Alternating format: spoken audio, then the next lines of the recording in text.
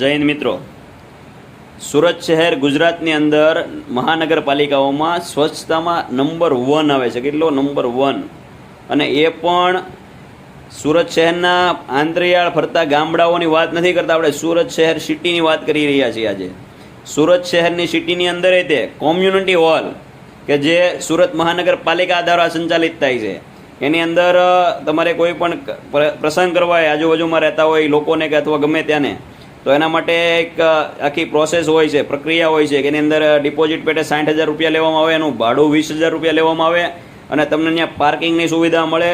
અને બીજું તમને કે વરસાદનું આવું વાતાવરણ હોય તો પેક હોય, આખો હોલ હોય છે, એટલે એવી પણ સુવિધા મળે.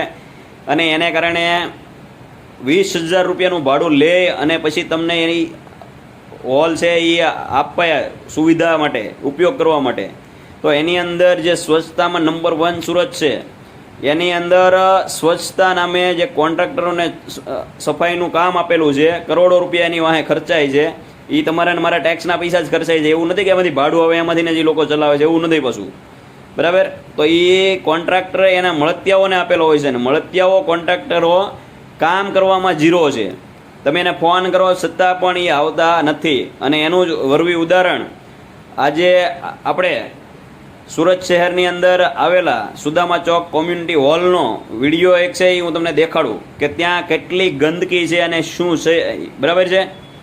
બાકી તમારે ઘરે જો થોડુંક ઘણું ક્યાંય બેઝમેન્ટમાં ક્યાંક પાણી પડ્યું હોય ને તો તમને એસએમસી વાળા દંડ ફટકારે, પણ આ તો એસએમસીનું જ છે. તો અહીંયા કોણ ફટકારશે દંડ? જોવો વિડીયો.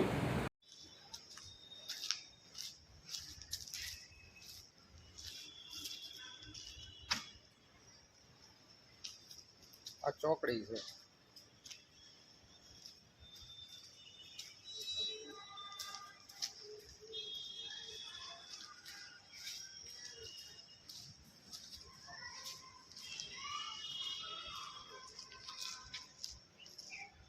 એસએમસી સુદામા ચોક, એસએમસી સુદામા ચોક. એ તો બધું વાળ છે. કરિયાણું અંદર ખુલ્લી કરો.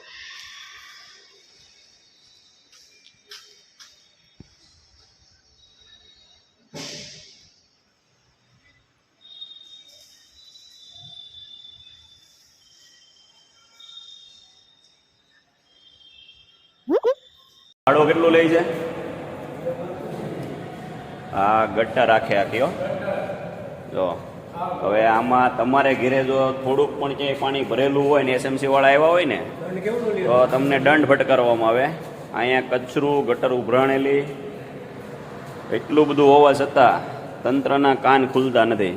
અને આ પાછું સુરત શહેરના મોટા વરાસા વિસ્તારનો હબ કહેવાય એવું સુદામા ચોક, એની અંદર જે કોમ્યુનિટી હોલ છે ને એનો આ નજારો છે. જો ક્યાંક પાણી ભરાવાનું હોય તો દંડ થઈ જાય, દવા નાખવા આવતા નથી. એસએમસી વાળાથી અધિકારીઓ છે ને ખોટા જ પગાર લે છે અત્યારે. આ લોકો અહીંયા કોઈ એને કહેવાવાળું જ નથી. જો આખું પાર્કિંગ ગટરના પાણીથી ભર્યું છે. હવે આવા વડીલો અહીંયા હાલતા હોય અને આમાં પડે.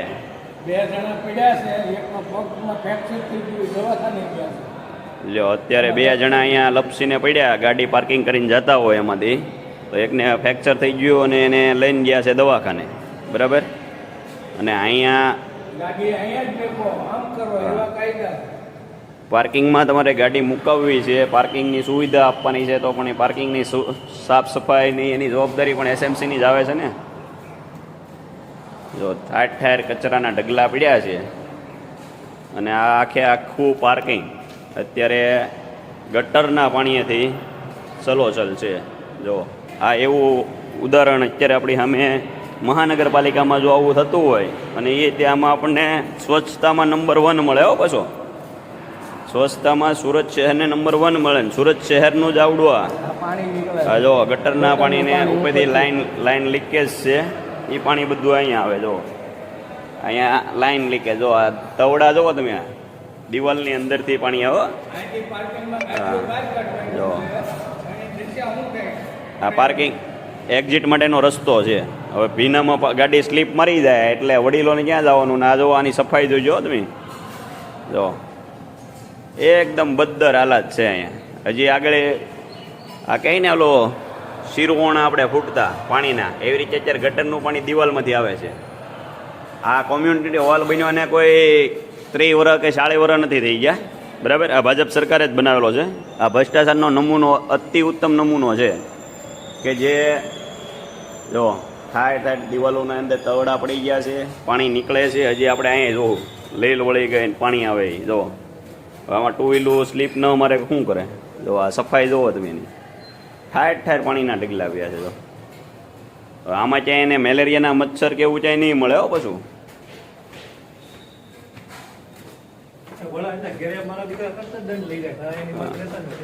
જો અહીંયા અંદરનું લીધું. હા જો ભાડામાં 1 રૂપિયો ઓછો નથી લેતા.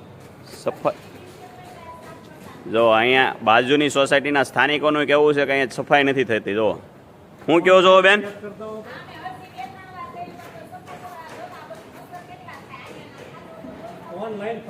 જો મ્યુનિસિપાલિટીનું છે એને ન જવાય. કોઈક ઘરે રહેતા હોય ને પતરાઓ પર ખાલી 1 વાટકી પાણી ભરાણું હોય દંડ દેવા દોડી નીકળે છે. જો ટાંકાના ઢાંકણા ખુલ્લા હો. આ પાણી પછી પાછું અહીંયા જે કાર્યક્રમ હોય ને એમાં બધામાં વપરાય. જો